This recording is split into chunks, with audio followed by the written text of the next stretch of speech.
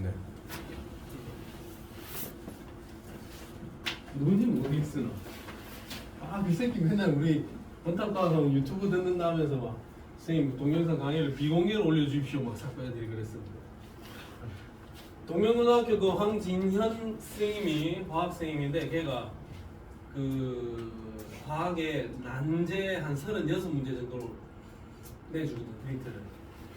그 안에서 처음에 1차하고 갔을 때 그 안에서 5개가 나왔어. 어려운 문제. 핸디캡 1번부터 5번까지가 그 36문항에서만 나왔다고.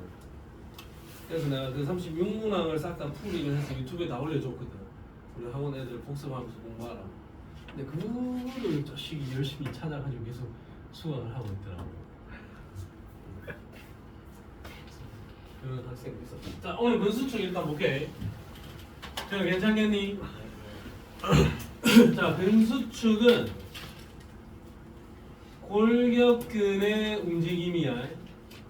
자, 우리가 뼈를 움직이는데 뼈를 어떻게 움직이냐면 뼈에 붙어 있는 근육의 수축을 통해서 뼈를 움직이게 된다 이거죠. 자, 여기 봐라. 팔뚝이 있고 여기 있다. 이 뼈를 이렇게 들어 올려야 되죠. 뼈를 이렇게 들어 올리고 펴고 해야 되는데 그 움직임은 이 근육들이 해준다 이거지. 여기 이두박근이 있는데 이두박근이 수축이 되면서 팔을 들어 올리고 삼두박근이 수축이 되면서 팔을 민다 이거죠. 그럼 뼈를 들어 올리고 밀고 뼈를 들어 올리고 밀고 하려면 뼈를 기준으로 양쪽 두 방향에 근육이 붙어 있어야 된다 이거죠. 그래야 얘를 들어 올리고 얘를 밀고가 가능하다 이거지. 그러면 이쪽에 있는 이두박근이 빡 수축이 되면서 팔을 들어 올리면 그 다음에는 삼두박근이 빡 수축이 되면서 팔을 잡아 당길 거다 이거죠. 그러면 근육이 두 개가 붙어 가지고 양방향으로 골격을 움직일 수가 있다라는 거죠. 그럼 내가 이 뼈를 어떻게 움직이느냐? 그 움직임은 결국에는 근육이 해주는 일이다. 근육이 뼈를 움직이게 해준다. 그러면 팔을 들어 올릴 때는 이두박근이 수축이고 팔을 펼 때는 삼두박근이 수축이 됩니다. 어쨌든 골격근이 수축을 할 때는 ATP를 소모합니다. 에너지 소모가 분명히 있다라는 얘기죠. ATP 소모가 일어나야 된다. 민아 알겠니? 자, 그러면 골격근의 구조인데 골격근은 이게 우리가 가지고 있는 근육. 물론 우리는 많이 없지만 아빠는 왜 근육이 없어? 막 이래서 하던데. 아빠 근육 있잖아. 하면서 배에 근육이 있어. 거기 배에 왕자 있니? 제일 싫은 거. 있나? 네. 없지. 한미엔 태권도 4단 아이가? 태권도 4단 아이가? 5단이가? 4단이가? 이 발차기 하면 한 이까지 올라가나? 저기 이거 아니야? 손이 뭐 연훈이는 뭐 그런 거 없나? 뭐 킥복싱 1단 이런 거 없나? 제가 씨름 못합니다. 씨름 하나. 네. 그래? 네, 초등학교 때. 씨름 좀 해? 바다에 넣어야 돼. 씨름 남중학교 씨름 뭐야? 자, 근육 안에는 여러 개의 근육 섬유 다발로 이루어져 있고 근육 섬유 다발을 하나 가져와 보면 그 안에 여러 개의 근육 섬유가 있고 근육 섬유 안에는 여러 개의 근육 원섬유가 있고 근육 원섬유 안에는 보면 이 굵직굵직하게 생긴 얘가 마이오신 필라멘트 얍실하게 생긴 이마는 액틴 필라멘트란다. 마이오신 필라멘트와 액틴 필라멘트가 들어있다. 근육 원섬유인데 마이오신 굵게 생긴 마이오신 필라멘트가 있고 액틴 필라멘트가 있다. 그럼 여기서 이렇게 보면 여기 줄이 하나 쭉 꺼져 있죠. 여기가 Z선이고 여기도 Z선인데 Z선부터 Z선까지 또 Z선까지 또 Z선까지 반복되는 구조가 계속 보이고 있어요.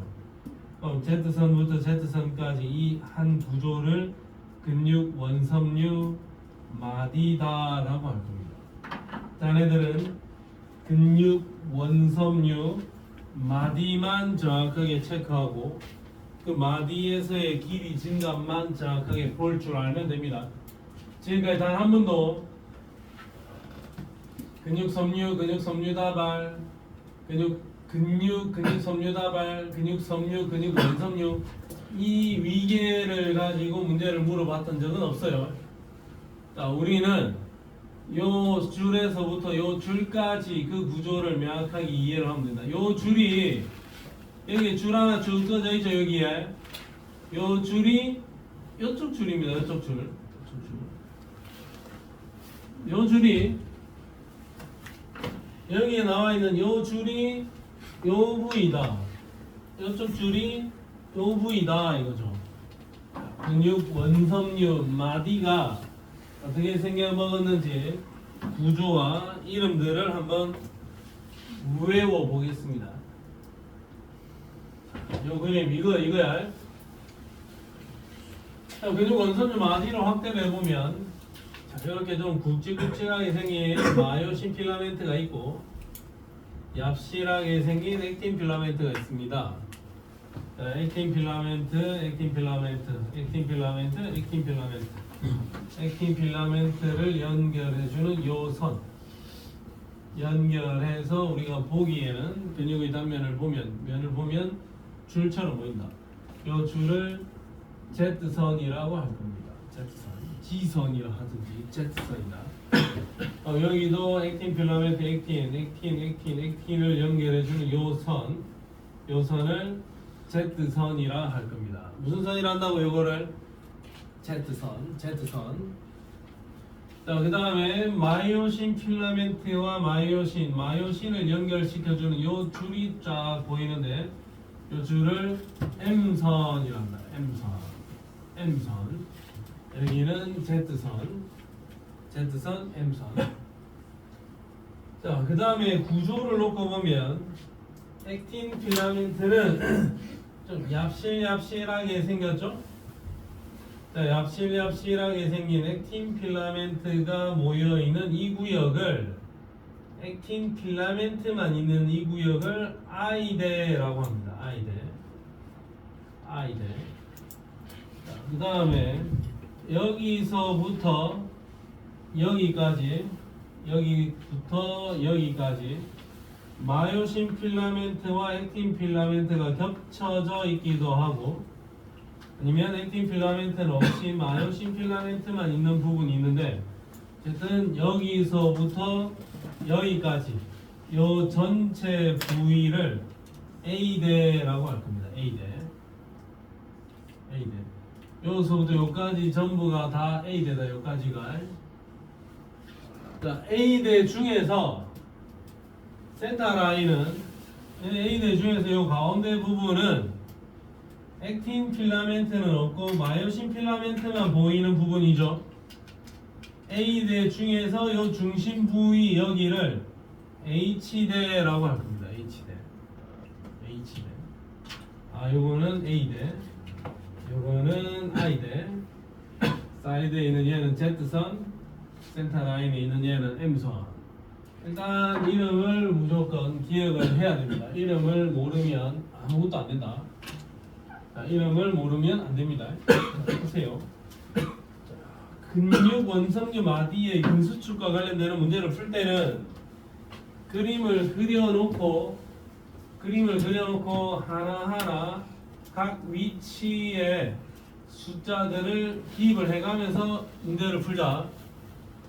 자, 여기 Z선, 그 다음에 액틴 필라멘트만 있는 이 부분은 I대, 액틴 필라멘트와 마요신 필라멘트가 겹쳐져 있는 이 구역은 A대, A대 중에서 마요신만 있는 이 부분은 H대, 센터 라인에 있는 이 선은 M선, 사이드 라인에 있는 이쪽 선은 Z선이다.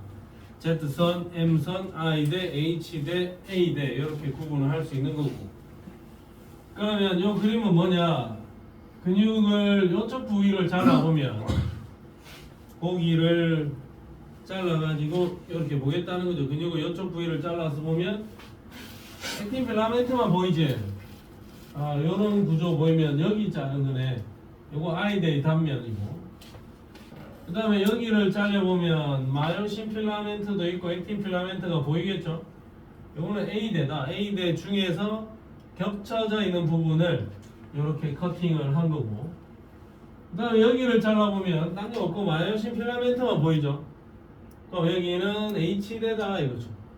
근데 H대인데 여기를 A대다라고 해도 틀린 말은 아니죠. 저기 A대는 맞으니까 A대 중에서 H대인 겁니다.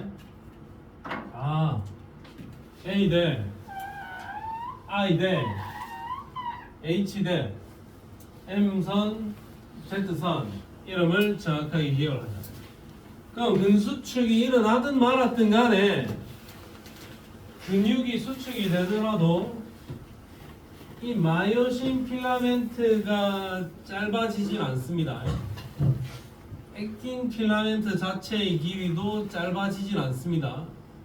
액틴 필라멘트 원래 길이는 그대로 유지가 될 거고 마요신 필라멘트의 원래 길이도 그대로 유지가 되는 상황에서 둘 사이에 겹쳐지는 길이, 겹쳐지는 부분의 길이를 통해서 근수축이 일어날 거다. 자, 봐라. 얘는 굵기가 어때? 굵지? 자, 요거 마요신 필라멘트라고 보고 얘는 얍실하게 생겼죠? 얘는 액틴 필라멘트라고 봅시다. 이 책의 사이즈는 절대 변하지 않을 거야.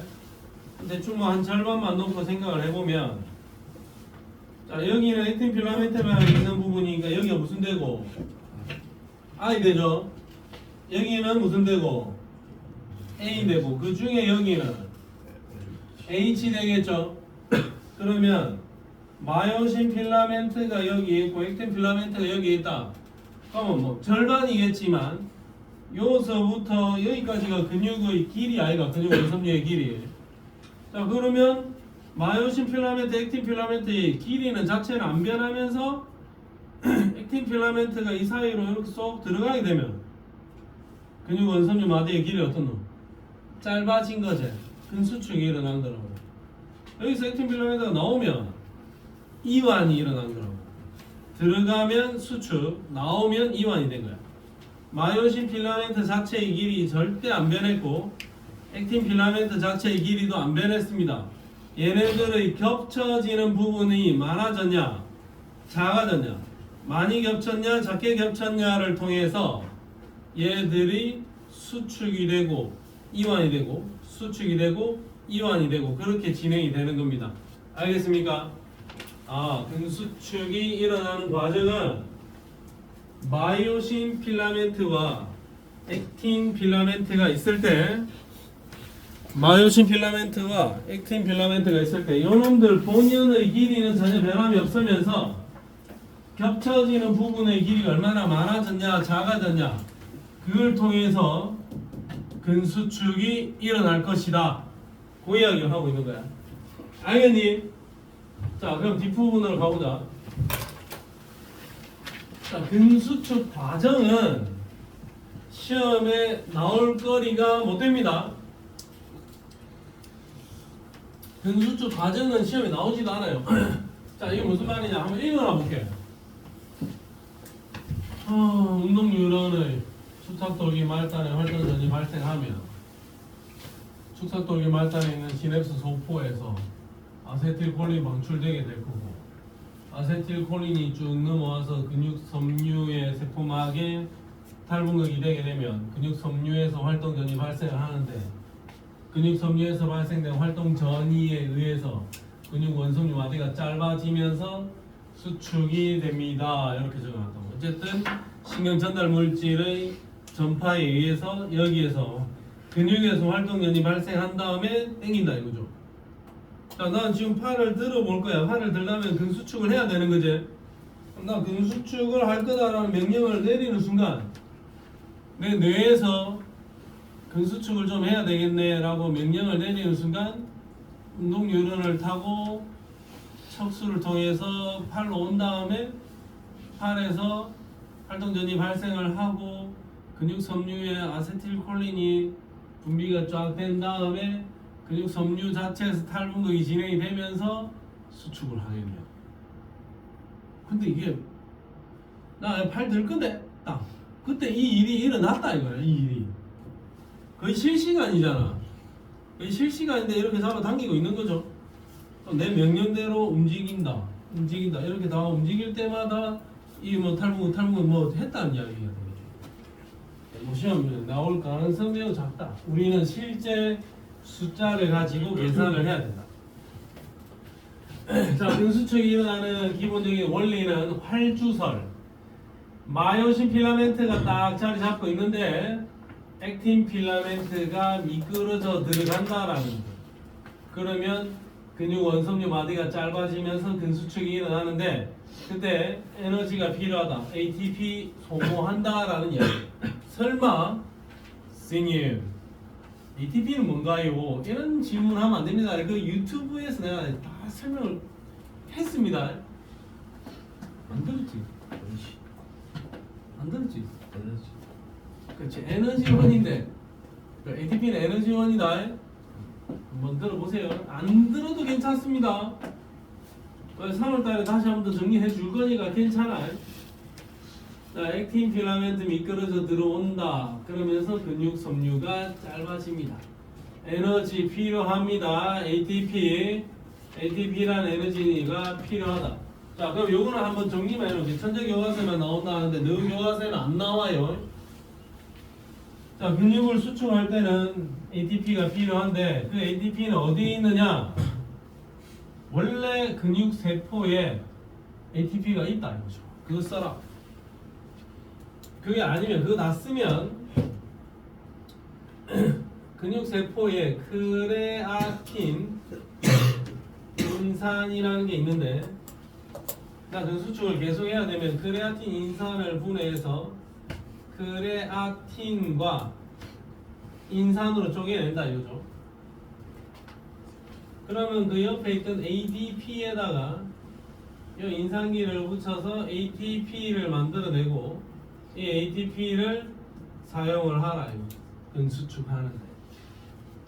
그럼 내가 열심히 근수축을 하게 되면 내 근육에 있는 크레아틴 인산의 양은 자꾸 줄어들 거고 크레아틴의 양이 늘어나겠네. 그 근수축 다 하고 나서 여유 시간에 또 크레아틴 인산을 추가해서 만들어 놓으면 되겠죠. 그렇게 사용해도 됩니다. 크레아틴 인산을 이용해서 만들어내야 된다. 첫 번째, 원래 있던 ATP 사용하고 그거 다 쓰면 크레아틴 인산 분해해서 사용하면 되고, 세 번째는 세포호흡을 통해서 ATP 만들어서 써라. 세포호흡이라 하면 C6에 H12개, O 6개. 얘가 충분한 양의 산소와 반응을 할 때 포도당을 산소랑 반응을 시켜서 분해해주면 이때 ATP가 나온다. 그 ATP를 또 사용을 하라. 산소가 충분할 때는 포도당 하나를 분해하면 32 ATP가 튀어나옵니다. 이 많은 ATP를 사용하면 된다. 근데 일반적으로 우리가 근육을 가지고 운동을 할 때, 근력 운동을 할 때는 이건 유산소 운동이 아니잖아요. 그래서 일반적으로 산소 기체가 풍부하지 못한 상황에 놓였을 때가 많아요. 그럼 산소는 풍부하지 않지만 포도당을 분해해서 ATP를 만들어내야 된다. 그럼 산소가 풍부하지 않을 때는 저 포도당이 젖산으로 변하면서 젖산 발효가 일어납니다. 그때 ATP가 나온다 이거죠. 한 4개 정도 튀어나올 겁니다.